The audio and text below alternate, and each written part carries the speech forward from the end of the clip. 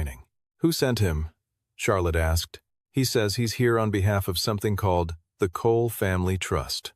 Xavier turned from the window and said, without missing a beat, "These things always happen on deal days. Someone reads the trade press and decides to make a play. Security can handle it." Charlotte would have agreed. Then Lisa added, almost apologetically, "He has a little girl with him." Something tightened in Charlotte's jaw. She did not like children being used as props in corporate disputes. She had seen it done before, with calculated softness, by people who knew exactly what they were doing. Xavier read her expression with the precision of a man who had been watching her face for months. He said quietly, "Someone who brings a child to a boardroom floor is someone who wants an audience, not a conversation." Charlotte thought of her father, who had lost $3 million and a decade of goodwill to a man whose business pitch had included a photograph of his family on the desk. The memory settled over her like a trained reflex. She told Lisa to have security, handle it, and handle it professionally. She turned back to the figures on the screen. What she did not see from 41 floors up was the way Aiden Cole stood in the lobby below. Still, patient, not like a man waiting to be let in, like a man waiting for people to understand they had already made a mistake. Mason Rowe arrived in the lobby wearing the blank expression of a man who considered a clear building his personal accomplishment. He was 40, broad across the shoulders, and had served as Sterling Harbor's head of security for 6 years. He stopped in front of Aiden with his hands clasped behind his back, and his chin lifted a fraction higher than was necessary for ordinary conversation. "Sir, do you have a scheduled appointment?" "I don't," Aiden said. "I have legal standing. My name is Aiden Cole. I'm the trustee for the Cole Family Trust. That name should be in your compliance database under secured creditor filings for Sterling Harbor Capital." Mason keyed something into the tablet at his hip. Nothing came back. What Aiden did not know, in that moment, was that Xavier Blackwood had spent part of the previous afternoon on a phone call with IT that resulted in a temporary suspension of several external access flags, specifically those tied to trust instruments and preferred shareholder alerts. The explanation given had been a scheduled security audit. The effect had been that Aiden Cole's name appeared nowhere on any active clearance list. "I'm not finding anything," Mason said. His tone remained neutral, but the absence of apology in it was loud. "Then call Samuel Clark. He's our attorney of record. He'll confirm everything." Mason looked at him the way people look at someone who has just given them an excuse not to act. He did not call Samuel Clark. Grace tugged very lightly on her father's sleeve. "Daddy," she said, barely above a whisper, "should we just go home?" Aiden looked down at her. The lobby's cold light caught the thinning patches on the rabbit's ears, the slightly loose button on her coat that he had been meaning to resew. He squeezed her hand once. "Stand right here behind me, okay? I've got you." By then, Charlotte had come down from the elevator with Xavier at her shoulder, and Lisa 2 steps behind, moving through the lobby with the coordinated efficiency of a team that had practiced entrances. The crowd of employees near the security desk parted without being asked. Charlotte looked at Aiden Cole. She took in the canvas jacket, the creased dark trousers, the worn leather shoes, the small child pressed against his leg, holding a stuffed animal that had clearly been loved past the point of presentability. She made a calculation in the space of about 2 seconds, and the calculation felt, in the moment, entirely reasonable. "I'm Charlotte Sterling. You have 1 minute. My name is Aiden Cole. I represent the Cole Family Trust. I need you to delay the signing by 10 minutes. She looked at him steadily. "Do you understand what's on the table today? Enough to know that if you sign before reading what I have, you'll spend the next 18 months trying to undo it." Charlotte's expression did not change, but something beneath it shifted a fraction of attention, a momentary pull of recognition. She let it pass.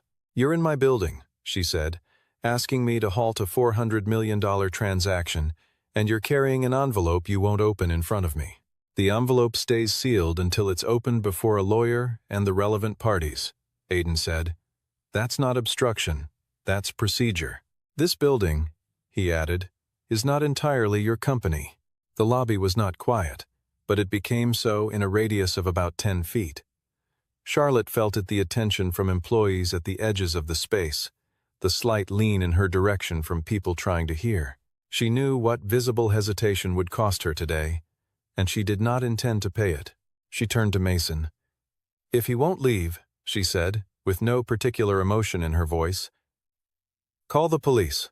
Mason moved to stand squarely in front of Aiden and told him, in the measured tone of someone reading from an internal script, that he was on private property, that no appointment had been verified, and that continued presence constituted trespassing under the building's posted policies. He said it all without volume, which somehow made it worse. Aiden did not raise his hands. He did not raise his voice. He said, "If Miss Sterling signs before she reads the filing in this envelope, she is signing away an asset she does not have the unilateral authority to divest. That is not a threat. That is a procedural fact." Xavier leaned toward Charlotte and said, just above a whisper, "He used the word authority. He's escalating." Charlotte looked at the envelope under Aiden's arm, at the wax seal, at the label with Clark & Associates printed in small, formal type. Something at the back of her attention snagged on it. But Xavier was already speaking again, reminding her of the timeline, the board's expectations, the reporters outside who were going to write the story of today one way or another. She turned away, and then Grace said very quietly, "Daddy." It was nothing, a one-syllable word, but the smallness of it in that enormous marble lobby was impossible to ignore. Grace had pulled the rabbit up against her chest with both arms, and her eyes had gone glassy in the way that 6-year-olds' eyes go when they have decided not to cry but have not fully succeeded. The word dangerous had passed through the air above her head. She did not know exactly what it meant, but she understood it was about her father, and her body had made its own conclusion. Aiden heard her and turned. He crouched for just a moment, one hand on her shoulder, and said something in a low voice that no one else could make out. Then he straightened and looked back at Mason.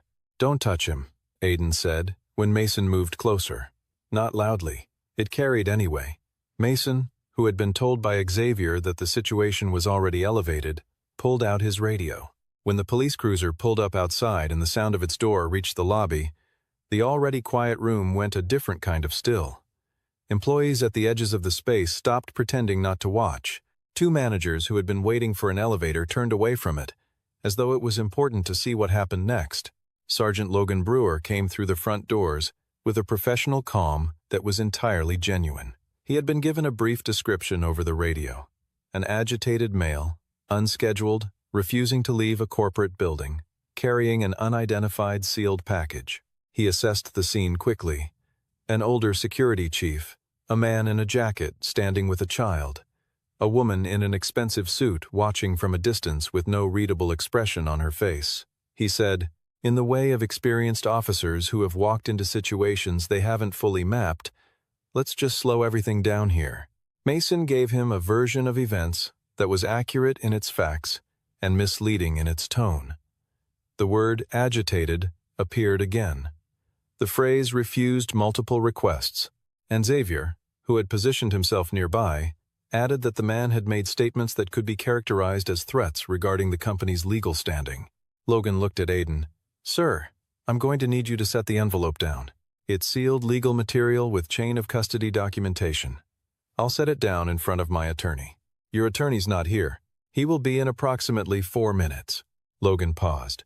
4 minutes was a specific number. Specific numbers usually meant something, but Mason was already moving, and Logan had not yet received enough information to override a direct security request in a private building. He asked Aiden to kneel on one knee as a precautionary measure while the situation was assessed. It was the kind of request that carried no malice but could not be refused without escalation. The room went absolutely silent. Aiden looked once at Grace. She was watching him with her whole face, the rabbit pressed against her front, her lower lip held between her teeth. He looked back at Logan. Then slowly, with the unhurried control of a man who had made a choice, he lowered himself to one knee on the marble floor. 2 men near the elevator exchanged a look. One of them almost smiled. Xavier did not bother to hide his.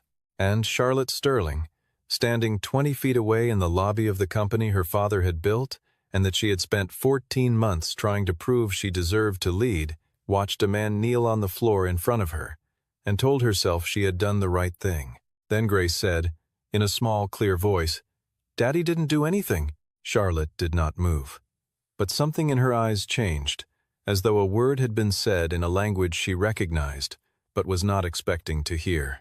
On the far side of the lobby, the elevator doors opened. Samuel Clark stepped out carrying a leather document case. Samuel Clark was 58 years old and had been practicing financial litigation for 31 of those years. He walked the way people walk when they are accustomed to rooms trying to move around them. He was not a tall man, and he was not carrying anything that looked dramatic. But there was something in his pace deliberate, without being slow, quiet, without being meek, that made the space around him different. He reached the center of the lobby in perhaps 12 seconds, looked at Aiden on the floor, and said, to no one in particular, but with the audibility of a man who had spent decades speaking to rooms that were not always quiet, "I would like to know who authorized this." Mason blinked. "Sir, if you could, I'm Samuel Clark. I am the attorney of record for Cole Family Trust, and that is my client on the floor. I am asking who gave the order." Charlotte stepped forward. "I'm Charlotte Sterling." "Miss Sterling." Samuel did not offer his hand yet. He opened the case, withdrew a leather credential holder, and offered it with both hands. "My bar card, my certification of appearance, and a copy of the trust instrument that establishes my client's standing in this building." He paused. He should be standing up. Logan had been reading the credentials for approximately 15 seconds. He looked at Mason, then at Aiden. "Sir," he said quietly, "you can stand." Aiden stood. He did not look at Charlotte. He did not look at Xavier. He looked at Grace, put his arm around her shoulders, and held her against his side. That was the first thing he did, not straightening his jacket, not scanning the room. His daughter first. Samuel then produced a second document from the case and held it where Charlotte and Logan could both see it. 3 registered notification letters were dispatched to this address over the past 48 hours. 1 was sent directly to the office of the CFO, and 2 to the General Counsel's attention. I have certified mail receipts for all 3. He looked at Lisa, who had been standing quietly behind Charlotte throughout. "You may want to check your received items." Lisa's face went slightly pale. She reached for her phone. Xavier said, from a position slightly behind Charlotte's left shoulder, "Anyone can produce documents. That doesn't establish. The trust holds $41 million in preferred equity and has security interest over $112 million in convertible debt instruments." Samuel, let that land before continuing. "The sale you are proposing to execute this morning requires notarized consent from the Cole Family Trust under Clause 14C of the original capitalization agreement. Without that consent, any instrument signed today is legally contestable and almost certainly void." No one in the lobby said anything. "I think," Samuel said, with the patience of a man who had expected exactly this, "we should take this upstairs." Charlotte agreed to the boardroom, partly because she needed the privacy, and partly because the number of employees now gathered at the edges of the lobby was no longer something she could pretend not to see. In the elevator, Charlotte stood at the front and did not speak. Aiden stood at the back with Grace. At some point between the ground floor and the 41st, Grace quietly took her rabbit in both hands and rested her head against her father's arm. No one commented on it. No one looked directly at them, which was its own kind of comment. When the elevator opened onto the boardroom floor, 3 board members waiting in the corridor turned to see who was coming. One of them looked at Aiden, then at Samuel, then at Charlotte, trying to read the hierarchy. He couldn't. Inside, Xavier made one more attempt to establish control. He gestured toward Aiden and said to the assembled board, with a thin smile, "This is the individual who caused the disruption downstairs. He arrived unannounced with his daughter and a sealed envelope, and he has now managed to delay a transaction worth $400 million. One board member laughed. Another asked, not unkindly but not kindly, whether Aiden owned even a single share of the company. Aiden set Grace in a chair near the door with her rabbit, walked to the far end of the conference table, and waited. Samuel placed the document case on the surface, looked around the room, and said, "Before any instrument is signed today, this room needs to verify my client's legal identity." He opened the case and removed the first binder. He began to read. Aiden Cole, trustee and controlling beneficiary of Cole Family Trust. The words did not cause immediate chaos. They landed the way a stone lands in deep water. The disturbance was quiet at first, spreading outward in rings. Samuel continued without pausing, as though the silence were scheduled. The Cole Family Trust held a class of preferred equity that carried supermajority approval rights over any single transaction asset sale exceeding 30% of total company book value. The Pediatric Care and Hospital Rehabilitation Division, as last assessed, represented approximately 34%. Furthermore, the trust held a secured creditor position in the company's convertible debt that granted first priority over any proceeds from a distressed or expedited sale. Without Aiden Cole's documented consent, the transaction before the board this morning was not just strategically questionable, it was structurally invalid. The oldest member of the board, a man named Gerald who had been with Sterling Harbor since its founding and rarely spoke in these meetings, leaned forward. How was this position accumulated without board awareness? Samuel explained, calmly and without drama, that the trust's ownership had been structured through a blind instrument that complied fully with all relevant disclosure regulations while preserving the family's right to privacy, particularly following the death of the trust's co-beneficiary. Margaret Cole, notifications, as required, had been dispatched to the relevant corporate offices. Charlotte looked at Xavier. Xavier looked at the table. Lisa spoke up from near the doorway, her voice careful but steady. Miss Sterling, I found 2 of the registered notices in the CFO's document queue. They were flagged as processed, but they were never forwarded to your calendar or to legal. The room absorbed this, Aiden said, from the end of the table, without raising his voice. That wasn't a system error. Xavier turned to him with the managed composure of a man who had survived boardroom pressure before. You're making an accusation with a great deal of inference, and very little. I'm making an observation, Aiden said. The inference is available to everyone in this room. His eyes stayed on Xavier for a moment, level and without heat. Then he looked away, not at Charlotte, not at the board, at Grace, who was sitting in her chair with the rabbit on her lap, watching the room with the particular attention that children give when they understand something has shifted but are not yet sure what. The full weight of the last 90 minutes arrived in Charlotte's chest all at once, not as fury and not as shame, but as something quieter and harder to name. She had watched this man walk into her lobby with nothing she recognized as currency, no title, no visible claim, and she had decided in about 4 seconds that he was a problem to be removed. She had made that decision in front of his daughter. She had made it publicly. She had made it wrong. Sergeant Brewer, who had come upstairs as a formality, leaned toward Charlotte and asked, in a low voice, whether she still wanted to pursue any form of formal complaint. The room waited. Charlotte looked at Aiden. Aiden answered before she could. No complaint necessary, he said. Officers responded to information they were given. That's their job. Logan gave a brief nod, the kind that acknowledged something beyond the words. Samuel set his hands flat on the table and looked at Charlotte. His voice, when he spoke, carried the quiet authority of a man who did not need volume to be heard. Miss Sterling, he said, you have just called the police to detain the only person in this building who can keep your company solvent. Aiden opened the envelope. He did it without ceremony, peeling the wax seal cleanly and drawing out a set of folders with the economy of someone who had done this kind of work before. He placed the first one on the table and opened it to the relevant page without shuffling. He began. The acquiring entity in the proposed transaction, he said, had been incorporated in Delaware 11 months prior. Its declared principal was a registered investment vehicle with a name that sounded institutional and a structure that was almost entirely opaque. Trace the ownership 1 layer down, and you found a management company. 1 layer below that, a family office registered in Nevada. The beneficial owners of that family office included 2 individuals whose last names appeared in Xavier Blackwood's personal financial disclosures as immediate relatives. He placed the document on the table and let the board members read. The proposed sale price, he continued, was 38% below the most recent independent appraisal of the division, an appraisal completed just 7 months prior by a firm the company itself had commissioned.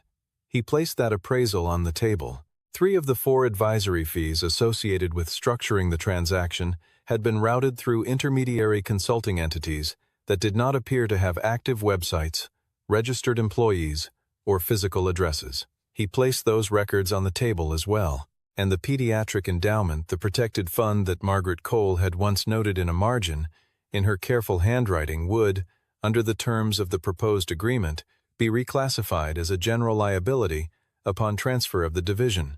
That reclassification would allow the acquiring entity to dissolve it within 60 days of closing, without triggering any public disclosure requirement. Charlotte was very still. Xavier said, "These are circumstantial. Association does not constitute fraud." "You're right," Aiden said. "That determination belongs to a regulator. I'm not here to convict anyone. I'm here to make sure this room doesn't sign something today that it can't walk back." He set down the last folder and was quiet for a moment. Then Xavier made the mistake of going further. He turned to the board with an expression of practiced concern and said that Aiden Cole was, at his core, a grieving man who had spent the better part of 3 years constructing a narrative of conspiracy from routine corporate activity. That grief was understandable. That it was being presented in a boardroom as evidence was not. The word grief landed exactly where Xavier had aimed it. Grace's head came up. Aiden did not raise his voice. He did not move. He said, "Don't use my wife to cover your signature." Silence. Samuel reached into the case and placed one final document on the table. It was a page and a half, handwritten. The handwriting was fine and deliberate, the kind that belonged to someone who chose their words carefully. A memorandum authored by Margaret Cole completed, as best as could be determined, approximately 6 weeks before her death, in which she had flagged an anomaly in the company's advisory fee structure and noted that it warranted further review.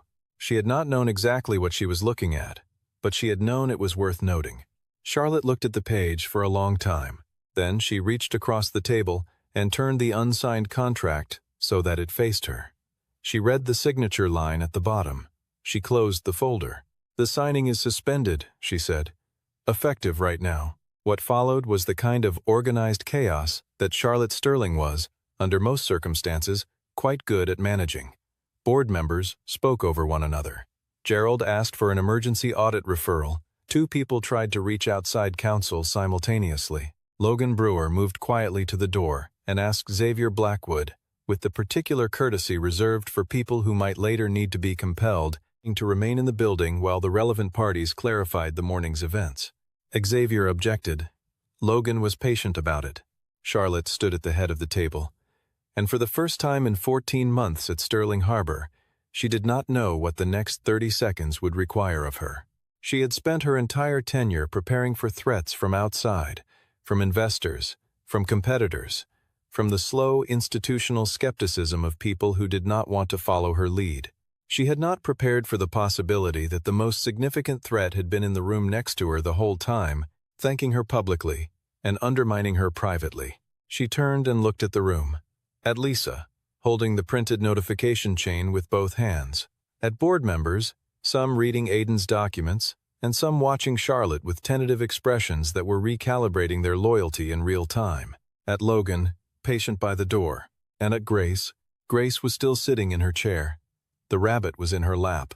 She was looking at Charlotte the way a child looks at something she is trying to understand, not with anger, not with accusation, but with the particular gravity of someone who has decided to take a situation seriously. Charlotte walked around the table. She was aware of how the room watched her move. She stopped at the chair where Grace was sitting and lowered herself to one knee. It was, in terms of geometry, approximately the same height Aiden had been forced to kneel in the lobby. Both of them had ended up at that level in front of something that could not be argued with. The difference was that one of them had been pushed there by power, and one had arrived there by conscience. "I made a mistake this morning," Charlotte said to Grace. "I was scared about something, and I let it make me unfair to your dad. I'm sorry." Grace looked at her for a moment.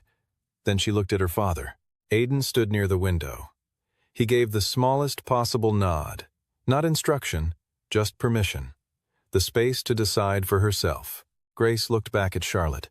She did not speak, but she did not look away either. Charlotte rose. She did not try to explain herself further. She turned to the board. "I want a complete file on every communication, flagged, routed, or held in the last 60 days that came from Clark and Associates or referenced the Cole Family Trust. I want to know the path it took and whose hand it passed through. Her voice was steady, almost quiet. Nothing gets signed until I know who was speaking for this company and who was speaking for themselves. What Aiden asked for was modest enough to be disarming. He did not leverage his position into a seat on the board. He did not threaten to call in the debt or trigger the preferred equity clauses in a way that would have forced an emergency capitalization. He had the legal standing to do both. He exercised neither.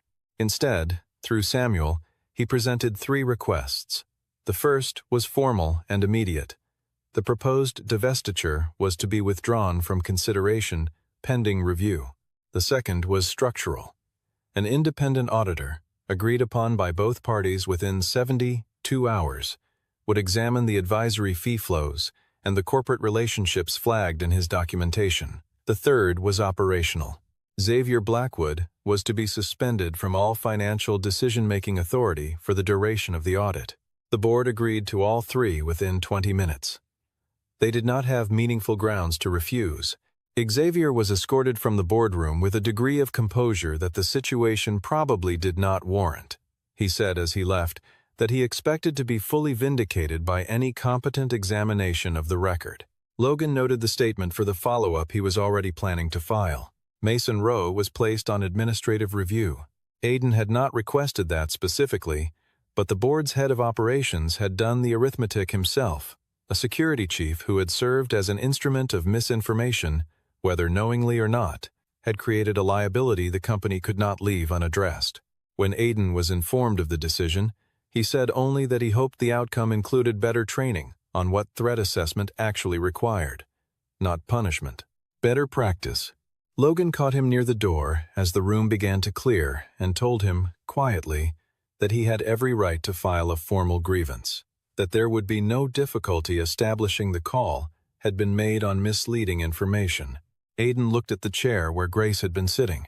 She had fallen asleep against the armrest, her rabbit tucked under her chin, her head dropped slightly to one side in the way children sleep when they have exhausted themselves trying to stay alert through things they couldn't quite follow but knew were important. "I'll think about it," he said. "Right now, I need to take her home." Logan nodded. He watched Aiden walk to Grace, crouch beside the chair, and lift her very carefully so as not to wake her. The girl stirred, found her father's shoulder without opening her eyes, and settled back under. No one in the hallway moved to stop them. Charlotte was standing near the elevator when Aiden came through with Grace in his arms. She stepped back to let him pass.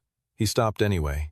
He looked at her not with anger, not with pity, which would have been its own kind of condescension, the way someone looks when they want to leave behind something that might be useful. "You weren't wrong because you didn't know who I was," he said. "You were wrong because you thought it didn't matter." The elevator doors opened. He stepped in. Charlotte stood in the hallway and watched them close. The audit took 11 days. On the 12th, the report landed on Charlotte's desk at 7 in the morning. She read it before anyone else arrived. The findings were detailed and extensive, and in most of the respects that mattered, they confirmed what Aiden had presented in that boardroom. The advisory fee routing had not been a system anomaly. It had been deliberate. Xavier Blackwood's connection to the acquiring entity was structural and undisclosed. The legal consequences were now a matter for investigators and attorneys who worked in offices Charlotte had never visited.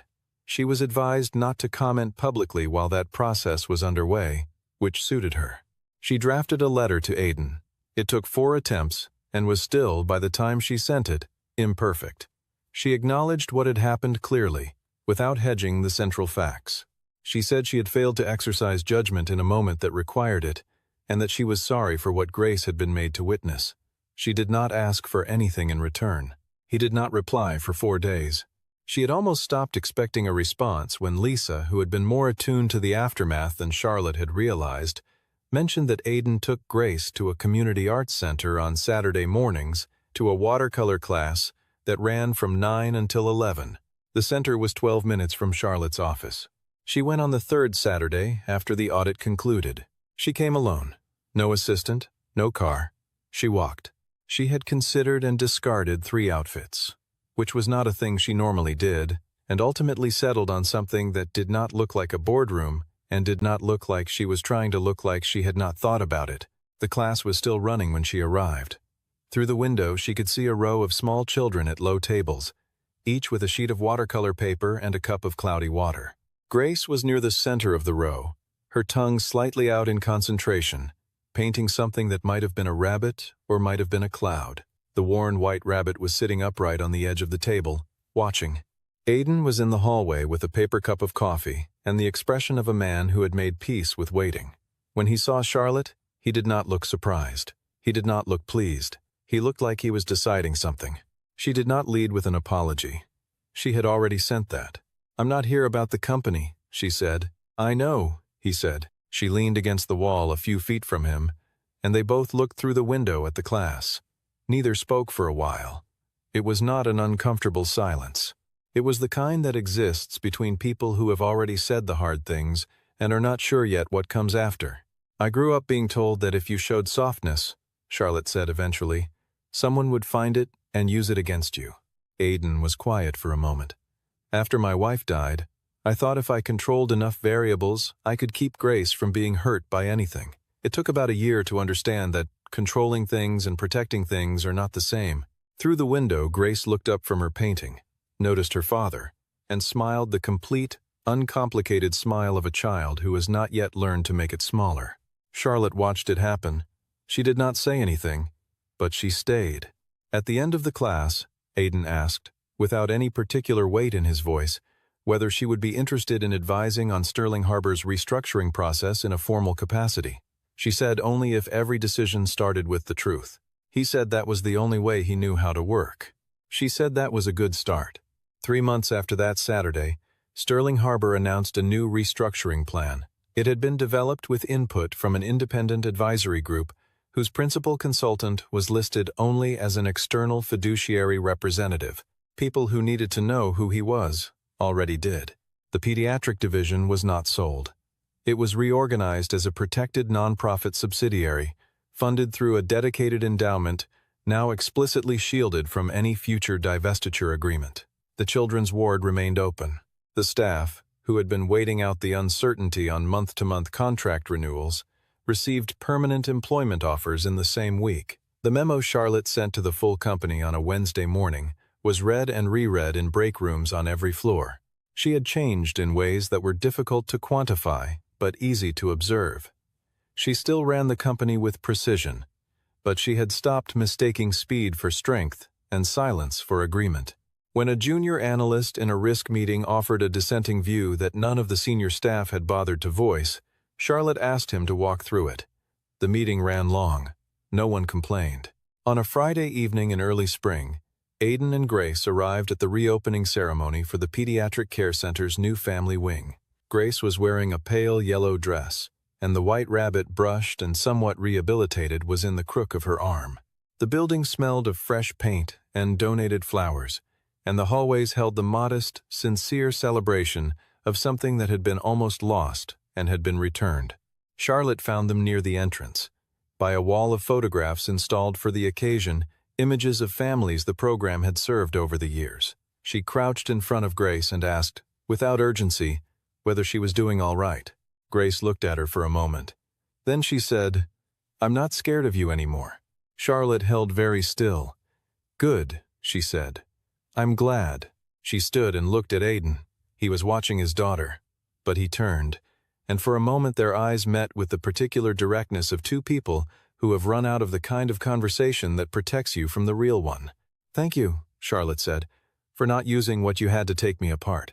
"I know what it feels like," Aiden said, "to be judged in your worst moment." Behind them, Grace had moved toward the photographs on the wall, pointing at one she found interesting.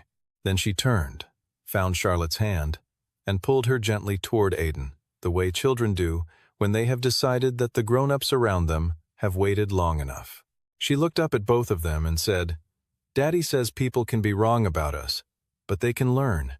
The hallway did not go silent the way a courtroom does, with gravity and verdict.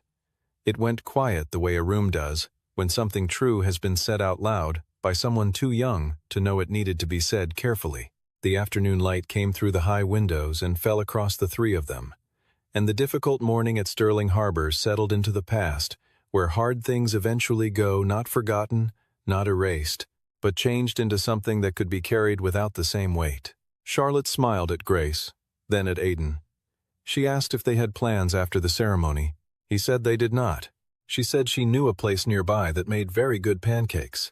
For the first time, Charlotte Sterling understood that the person who makes a room go silent is not the one with the power to call the police. It is the one with enough character to forgive, after being forced to the floor and the grace to mean it.